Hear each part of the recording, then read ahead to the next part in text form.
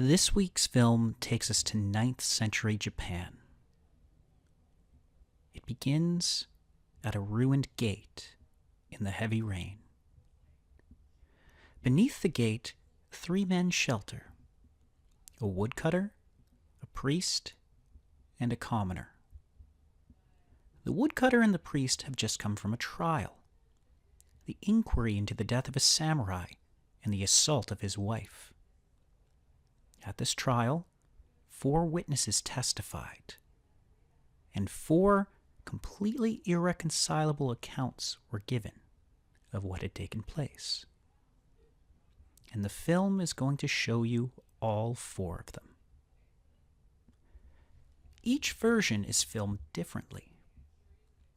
Each version seems internally coherent. Each version makes the teller look better than they probably deserve. None of them quite adds up to the truth. But the film's argument, which is stated quietly, implicitly, through structure rather than dialogue, is that there may be no version of truth that exists outside of the perspective of the person who needs it to be a certain way. Over the past few weeks, we've been building a way of looking at cinema as a machine that makes choices. Choices about where the camera should stand, what should be included with a shot, who should the camera follow. The Lumiere brothers chose to film workers. Lang chose to film them from above. Chaplin chose to give a dictator and a barber the same face. Each of these choices produced a different effect in a viewer. Rashomon makes that argument structural. It doesn't give us one camera which is making choices. It gives us the same camera making 4 incompatible sets of choices about the same event. And it forces us to ask the question, which set is correct? The answer that the film provides us with is uncomfortable.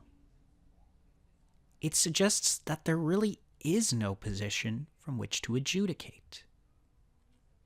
Each testimony that we see is filmed convincingly. Each testimony belongs to a witness who also has something to protect. I want you to pay particular attention this week to what the director Kurosawa and his cinematographer Kazuo Miyagawa do with light. In the Bandits version of events, the forest is bright. It's dappled, almost beautiful. The camera moves with energy and confidence. The bandit is, in his own account, magnificent. Things are a little bit different in the wife's version of the event. That same forest is much more still. The camera comes closer to her face. The lighting is different. We see the same forest in each of these 2 versions, the same event, but a very different light, both literally and figuratively. In this, Miyagawa is showing you that each witness floods their version of events with the light or perspective that makes them look the best. The camera doesn't merely record the forest, it records the witness's need, what the witness wants the audience to think. This is what I mean by the phrase, the architecture of perspective. A perspective can be thought of as not just a window onto reality, but a construction of reality. A construction which is shaped by the position, the desire, and the investment of the person who is doing the constructing. In films, we tend to trust what the camera shows us, because it seems like it's mechanical and thus objective. But in reality, the camera is simply the instrument through which a perspective is built and transmitted. One thinker that I want to introduce this week has a point of view that fits Rashomon almost uncomfortably well. His name is Guy Debord, and he was a French theorist who argued in a 1967 book called The Society of the Spectacle that authentic social life had been steadily replaced by its representation. It had been overlaid, managed, curated into something that serves the interests of whoever controls the image. He called the relationship that's formed as a result of this representation the spectacle. From Debord's perspective, the witnesses in this film aren't merely lying.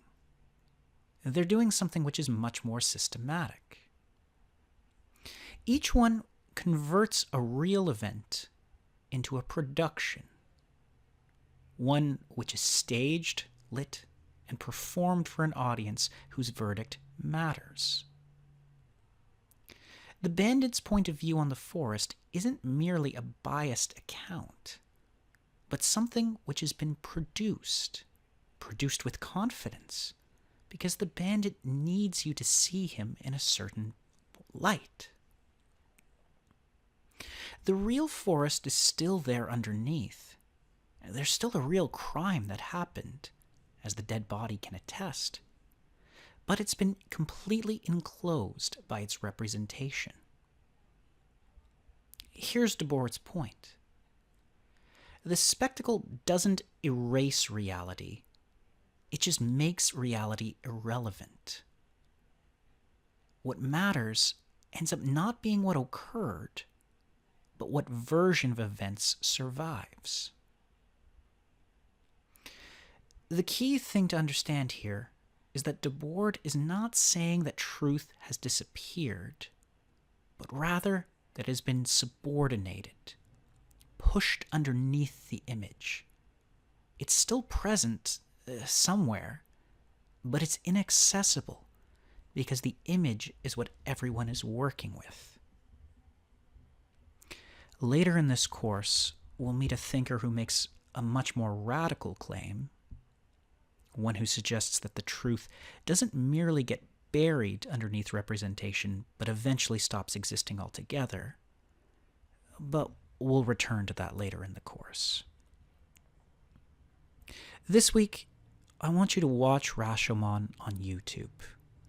Work through the How to Watch section as your guide. In your notes, pick 2 versions of the same event.